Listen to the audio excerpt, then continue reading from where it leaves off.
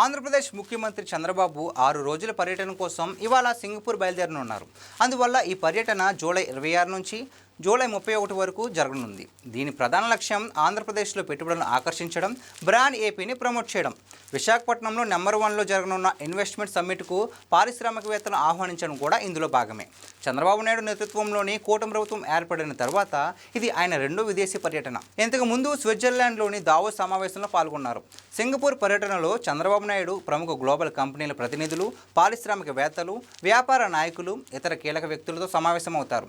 ఆంధ్రప్రదేశ్లోని 1053 కిలోమీటర్ల తీర ప్రాంతం, ఓడరేవులు, విమానాశ్రయాలు, హైవేలు, నీటి వనరులు, భూమి వనరులు, స్కిల్ కలిగిన మానవ వనరుల గురించి వివరిస్తూ పెట్టుబడులను ఆహ్వానిస్తారు. ఈ పర్యటనలో పోర్ట్ ఆధారిత పరిశ్రమలు, semiconductors, artificial intelligence, data centres వంటి కీలక రంగాలపై ఆయన దృష్టి సారిస్తారు. అమరావతి అభివృద్ధి కోసం సింగపూర్ ప్రభుత్వం పెట్టుబడిదారులతో సహకారాన్ని పునరుద్ధరించడం కూడా ఈ పర్యటనలో ఒక ముఖ్య లక్ష్యం.